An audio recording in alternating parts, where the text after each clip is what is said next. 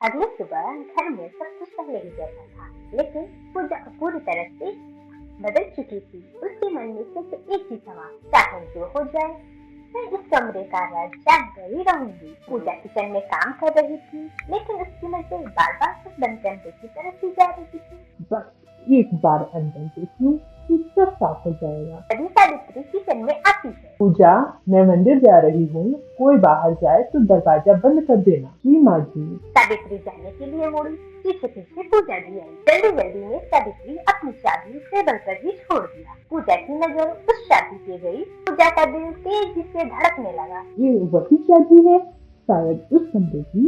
कुछ पल के लिए वो वहीं खड़ी रह गई। डर और जिज्ञासा दोनों अंदर लड़ रहे थे। नहीं, ये गलत है, लेकिन सच जानना भी तो जरूरी है। पूजा धीरे धीरे आगे बढ़ती है, कांपते हाथों से चाबी उठाती है। घर में सन्नाटा था, सब लोग अपने अपने काम के गए थे। यह मौका शायद दोबारा नहीं मिलने वाला था। पूजा धीरे धीरे उस बंद कमरे की तरफ बढ़ती है। हर कदम के साथ उसका डर भी बढ़ रहा था। हे भगवान, बस सब सामने आ जाए। वो दरवाजे के सामने खड़ी थी। सामने वही बंद कमरा। पूजा ने जैसे ही ताले में चाबी डालने ही वाली थी, तभी पीछे से सावित्री की आवाज आती है। पूजा। पूजा के हाथ काट गए, चाबी लगभग उसके हाथ से छूट गई। माँ जी, मैं हूँ। सावित्री की नजर सीधे चाबी पे गई और फिर पूजा पे। तुम्हारी हिम्मत कैसे हुई इस कमरे को खोलने की? पूजा पूरी तरह से डर गई थी, लेकिन अब पीछे हटना मुश्किल था। अब क्या पूजा सच जान पाएगी या ये रहस्य यही खत्म हो जाएगा? पूजा के हाथ अभी कांप रहे थे। चाबी उसके सामने गिरी हुई थी और सामने सावित्री देवी उसे घूर रही थी।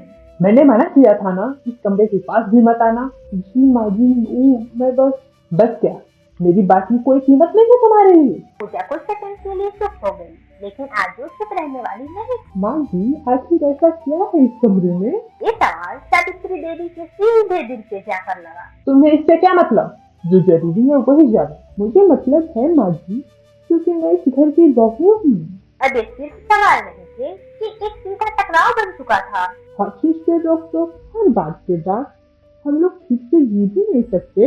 अगर इतना ही मुश्किल है तो घर छोड़ दो। ये सुनकर पूजा की आंखों से आंसू बहने लगे। माँ जी, मैं घर छोड़ने नहीं आई थी, मैं तो इसे अपनाने आई थी। पूजा की बात सुनकर सावित्री कुछ पल के लिए चुप हो गई। तुम लोग समझते नहीं हो। पहली बार सावित्री की आवाज में गुस्से से ज्यादा डर था।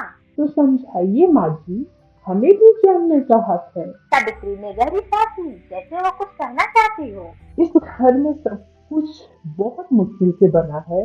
मतलब जब तुम्हारे ससुर जी नहीं रहे तब हमारे पास कुछ भी नहीं था। पूजा चुपचाप सुन रही थी। मैंने हर एक पैसा जोड़ कर रखा है ताकि फिर कभी वो दिन ना आए। लेकिन अभी भी पूरी सच्चाई सामने नहीं आई थी। नहीं, ये पूरी बात नहीं है, कुछ और भी है जो माँ जी छुपा रही है। और एक कमरा, इसमें क्या है माँ जी? सावित्री की नजर उस दरवाजे पे गई। बस, अब और कोई सवाल नहीं। उन्होंने तेजी से पूजा के हाथ से चाबी छीन ली।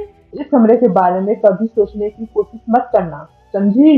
इतना कहकर सावित्री वहाँ से चली गई। पूजा वहीं खड़ी रह गई, आंखों में आंसू और मन में और बड़े सवाल। अब ये साफ था, इस कमरे में सिर्फ सामान नहीं थे, बल्कि एक बड़ा राज छुपा हुआ था। उस दिन के बाद घर में सब कुछ पहले जैसा दिख रहा था, लेकिन पूजा अंदर से बहुत बदल चुकी थी। अभी जिज्ञासा नहीं थी, बल्कि सच जानने की एक जिद बन चुकी थी। शाम का समय था, घर के बाकी लोग अपने अपने कामों में लगे हुए थे। सावित्री अपने कमरे में दवाई लेकर सो गई थी। पूजा धीरे धीरे उस बंद कमरे की तरफ बढ़ी। आज चाहे कुछ भी हो जाए, मुझे सच जानना ही होगा। पूजा ने आसपास देखा, कोई नहीं था। तभी उसकी नजर फिर से उस चाबी पे पड़ी, जो इस बार अलमारी पर रखी थी। पूजा ने कांपते हुए हाथों से चाबी उठाई। भगवान, जो भी सच हो बस सामने आ जाए। वो धीरे धीरे दरवाजे के पास पहुंची और दरवाजा खुल गया। पूजा ने अंदर कदम रखा। कमरे में ना कोई नए सामान थे, ना सोना, ना गहने, बल्कि दीवार पे कुछ पुरानी फोटो, एक बक्सा और उस बक्से पे कुछ फाइलें रखी हुई थी। ये क्या है? पूजा धीरे धीरे आगे बढ़ी। उसने एक फाइल उठाई और जैसे ही उसने फाइल खोली उसकी आंखें ठहर गई। ये अमीर जी का नाम है। फाइल पे लिखा था मेडिकल रिपोर्ट। दिल की गंभीर बीमारी, भविष्य में ऑपरेशन की संभावना। पूजा के हाथ कांपने लगे। तो ये सब माजी हम सब के लिए कर रही थी। पूजा ने दूसरी फाइल खोली। उसमें बैंक की कुछ रसीदें थी, पैसे जमा करने के रिकॉर्ड। हर महीने थोड़े थोड़े पैसे जमा किए गए थे। माजी इतने सालों से।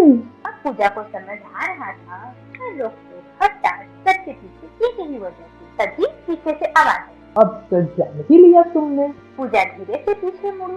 दरवाजे के साथ एक खड़ी थी। माजी ये सब आपने क्यों छुपाया? अब वो पर आ चुका था जिस पर पूरी तरह सामने आने वाला था। कमरे में गहरी खामोशी छाई हुई थी। एक तरफ पूजा हाथ में फाइल पकड़ी हुई खड़ी थी और सामने सावित्री देवी जिनके आंखों में आंसू थे। माजी ये सब आपने अकेले कहा, हमें कभी बताया क्यों नहीं? सावित्री ने धीरे से अपनी नजर झुका ली, जैसे वो अपने बीते हुए दर्द को फिर से जी रही हो। क्या बताती बेटा, किसे बताती? उन्होंने धीरे धीरे बोलना शुरू किया। जब तुम्हारे ससुर जी जिंदा थे तब सब ठीक था। ये छोटा सा घर, खुशहाल परिवार, कम कमाई लेकिन सुकून। लेकिन एक दिन सब कुछ बदल गया। तुम्हारे ससुर जी दिन रात मेहनत करते थे क्योंकि उन पर कर्ज था। कर्ज? हाँ, अपने परिवार के लिए उन्होंने बहुत सारा कर्ज ले लिया था। और फिर वो दिन आया जिसने सब कुछ बदल दिया। एक रात वो गाड़ी चला रहे थे और उनकी आंख लग गई और वो हमें छोड़कर चले गए। पूजा के हाथ से फाइल गिर गई। मासी, लेकिन सावित्री अभी दुखी नहीं। उस दिन मेरे पास पैसे नहीं थे, ना सहारा और ऊपर से कर्ज। उन्होंने अपने आंसू पोंछे। मैंने ठान लिया कि अब एक एक पैसा जोड़कर रखूंगी अमीर जी के लिए। हाँ, डॉक्टर ने कहा था कि कभी भी बड़े इलाज की जरूरत पड़ सकती है। अब सब कुछ साफ हो चुका था। मैं नहीं चाहती थी कि मेरे बच्चे को कभी भी कर्ज के नीचे दबना पड़े। पूजा अब खुद को रोक नहीं पाई। माँ जी, हमने आपको कितना गलत समझा। तुम लोग गलत नहीं थे बेटा, बस मेरी मजबूरी नहीं जानते थे। पूजा वहीं बैठकर रोने लगी। सावित्री ने पूजा को समझाया। आज पहली बार इस घर में सिर्फ आंसू नहीं बल्कि समझ चुकी। सावित्री की बातें सुनकर पूजा पूरी तरह से बदल चुकी थी। अब उसके अंदर कोई गुस्सा नहीं था, सिर्फ पछतावा था।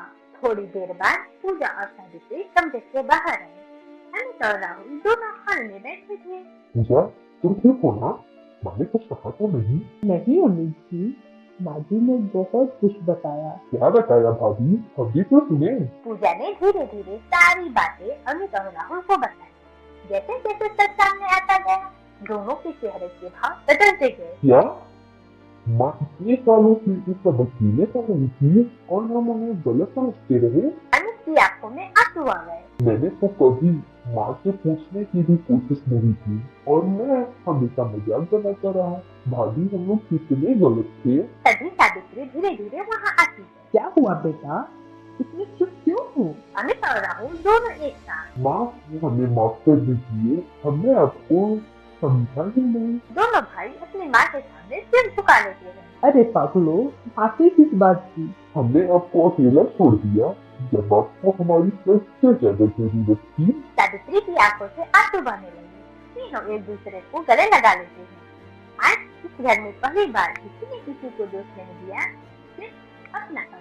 माजी, अब सब कुछ हम मिलकर संभालेंगे। हाँ, बस तुम लोग खुश रहो, यही मेरे लिए काफी है। इस प्रकार ये कहानी समाप्त होती है और पूरा परिवार एक साथ हंसी खुशी रहने लगते हैं। जहाँ सिर्फ कंजूसी होती है वहाँ रिश्ते सूख जाते हैं और जहाँ सिर्फ खर्च होता है वहाँ भविष्य खतरे में पड़ जाता है। सही जिंदगी वही है जहाँ बचत भी हो और खुशियाँ भी। अगर आपको ये कहानी पसंद आई हो तो वीडियो को लाइक करें, हमारे चैनल को सब्सक्राइब